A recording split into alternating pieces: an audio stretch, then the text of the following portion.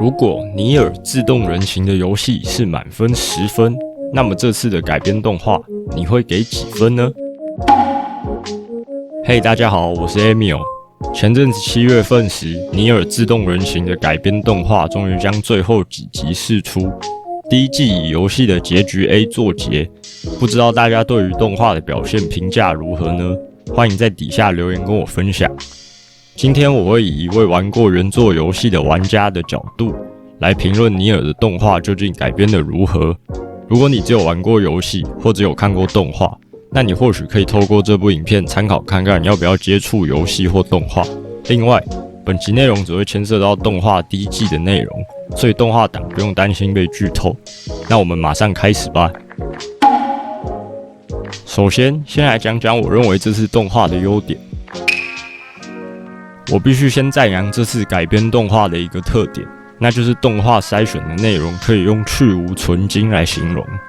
我们都知道游戏改编动画的一个主要难点就是篇幅的差距，很多时候制作组为了塞进庞大的剧情，容易破坏动画的节奏，形成流水账。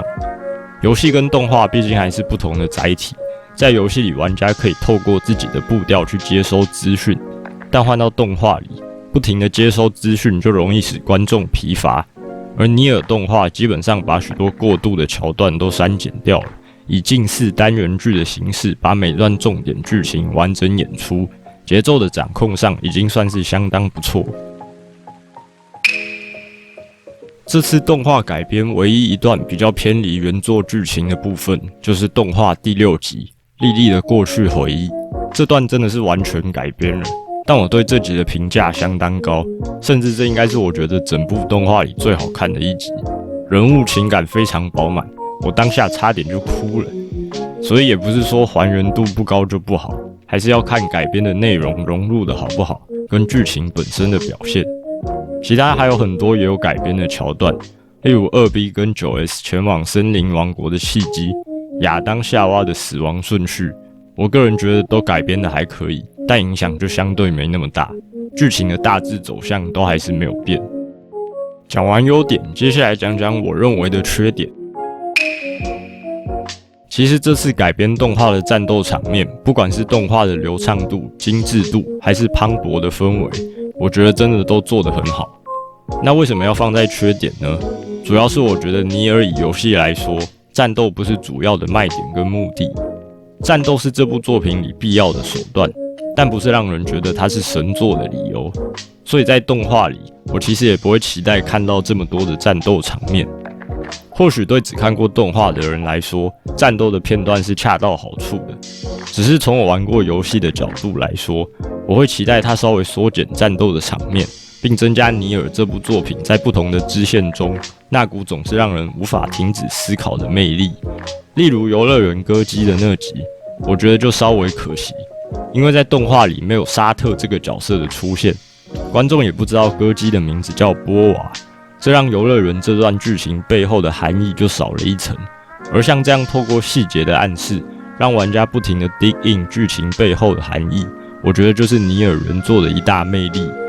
基于以上的理由，动画在这部分是被我稍微扣了一点分数。这部分或许玩过游戏的人比较能理解我在说什么。在尼尔的游戏里面，美术跟音乐其实占了相当关键的角色，整部作品在世界观的文字描述上反而没那么多，都是透过画面跟气氛呈现给你理解这到底是个怎么样的世界。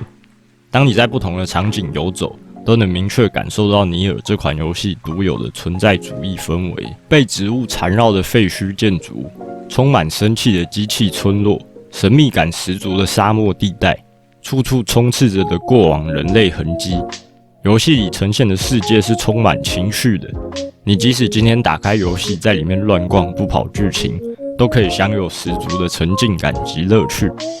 动画虽然在音乐上有做到还原，不过对于场景的展示就相对比较不足，剧情的核心也都围绕在人物身上，这让尼尔的世界观本身能带给人的氛围及乐趣在动画里比较感受不到。但12集的内容或许能做到的真的有限吧。尼尔这次的改编动画，以一般游戏改编动画的标准来说，我认为绝对是合格的。只是正因为尼尔的原作是如此的特别，当动画没有展现出游戏那些令人惊艳的特色，就容易替他感到可惜。所以最后综合上述的评论，我给他的分数大概是7分。7分对我来说的概念就是还不错，偶尔会想到这部作品，但不会想特别推荐给别人。我个人体感这次尼尔动画的讨论度好像不如预期的高，可能跟后续的集数拖太久才上架也有关系。但我觉得如果你是动画党，并且觉得这部作品没那么糟的话，就耐心等等看第2季的内容吧。我相信冲击的力道就算不如游戏，应该还是会让人印象深刻。讲个题外话，其实我很喜欢每集结束后的人偶短剧，有让人想起当初玩游戏不小心走进 bad end 的回忆，会让人会心一笑。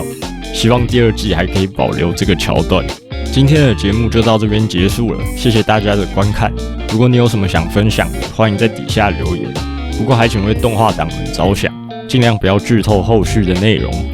如果喜欢这部影片，请订阅我及按赞，可以的话也请分享出去。我是 Emil， 我们下次再见，拜拜。